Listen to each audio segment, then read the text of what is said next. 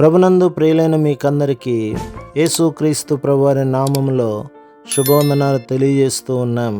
దైవజనులు బ్రదర్ భక్త సింగ్ గారి పరిచర్యలో నుండి అలసిన వానిని ఓరడించు మాటలు. ఆగస్టు 25. నీ చిత్తము నెరవేర్చుట నాకు సంతోషము. కీర్తన గ్రంథం 40వ అధ్యాయం 8వ వచనం.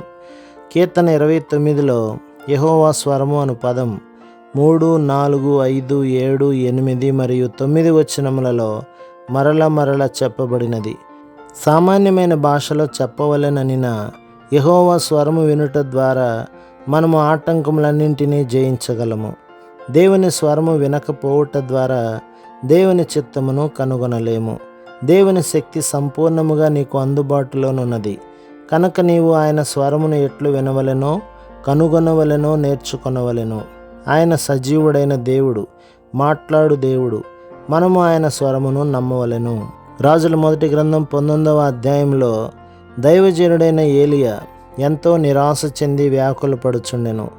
అతడు దేవుడు నిద్రపోవచ్చున్నాడని తలంచెను. కానీ దేవుడు ఎంతో ప్రేమ, దీర్ఘశాంతము, ఓర్పు గలవాడు.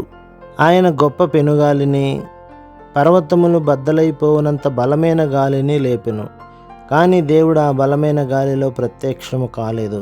ఆ తరువాత గొప్ప భూకంపము వచ్చెను. దానిలోనూ దేవుడు ప్రత్యక్షము కాలేదు. తరువాత మెరుపు పుట్టెను. దానిలోనూ దేవుడు ప్రత్యక్షం కాలేదు. మెరుపు ఆగిపోయిన తర్వాత ఒక మెల్లని స్వరం. ఆ రీతిగా దేవుడు ఏలియాతో మాట్లాడెను. దేవుడు ఎన్నడను కునుకడు, మరువడు. ఆయన మార్గములు మన మార్గముల వంటివి కావు, కానీ మన మార్గముల కంటే ఎంతో ఉన్నతమైనవి. దేవుడు దీని ద్వారా ఏ ప్రణాళిక కలిగి ఉన్నాడో మెల్లని స్వరముతో తన సేవకునికి బయలుపరచెను. దేవుని స్వరము వినుట ద్వారా నీ ప్రశ్నలన్నింటికీ జవాబులు కనుగొందువు. నీవు బదరీ వృక్షం క్రింద కూర్చుండనవసరం లేదు. ఒకవేళ నీవు నిరాశలోనూ వ్యాకులములోనూ ఉన్నావా? నీ మనస్సులో ఏమైనా చింతలు ఉన్నవా? నీ చుట్టూ జరుగు పరిస్థితులు నిన్ను కలవరపెట్టుచున్నవా? నీ ఇంటిలో లేక బయట ఏదైనా క్లిష్టమైన సమస్యతో ఉన్నావా? వీటన్నిటి కొరకు నీవు దేవుని స్వరమును వినవలెను. అప్పుడు ఈ స్వరము నీ సమస్యలన్నింటినీ పరిష్కరించును. క్రీస్తును గూర్చిన బోధ మరియు రక్షణను గూర్చిన నీ అవగాహన దేవుని చిత్తమును తెలుసుకొని దానిని అనుసరించి నడుచుకున్నటకై ఆధారపడి ఉండును.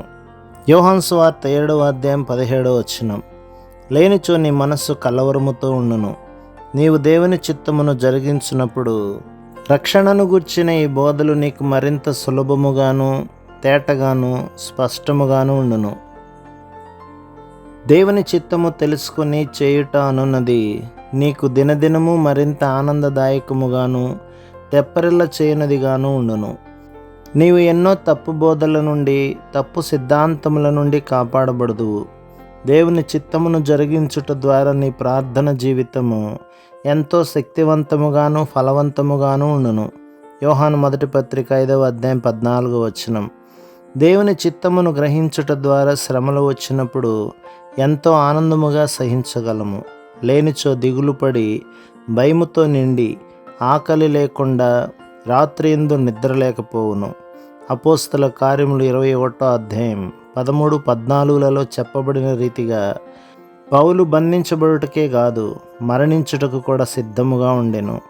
ఎందుచేతననగా అతడు దేవుని చిత్తమును నిశ్చయముగాను, స్పష్టముగాను తెలుసుకుని ఉన్నాడు. దేవుని చిత్తము చేయుట ద్వారా క్రీస్తు యొక్క పరిపూర్ణతను మనము అనుభవించగలము. ప్రభువైన యేసుక్రీస్తు యొక్క జీవితం అంతయు దేవుని చిత్తమును చేయుట ఎందే ఉన్నది. యోహాను సువార్త 4వ అధ్యాయం 34వ వచనం, 5వ అధ్యాయం 30వ వచనం, 6వ అధ్యాయం 38వ వచనం, 8వ అధ్యాయం 29వ వచనం, మత్తయి సువార్త 26వ అధ్యాయం 39వ వచనం. నీవు దేవుని చిత్తమును తెలుసుకొనుటలోని రహస్యమును నేర్చుకొనని ఎడల నీవు అవివేకివి, అనగా బుద్ధిహీనుడివి అని బైబిల్ చెప్పుచున్నది. ఎఫెసీ పత్రిక 5వ అధ్యాయం 17వ వచనం. కనుక దేవుని చిత్తమును తెలుసుకొనుటలోని రహస్యమును నేర్చుకొనుట ఎంతో ముఖ్యము.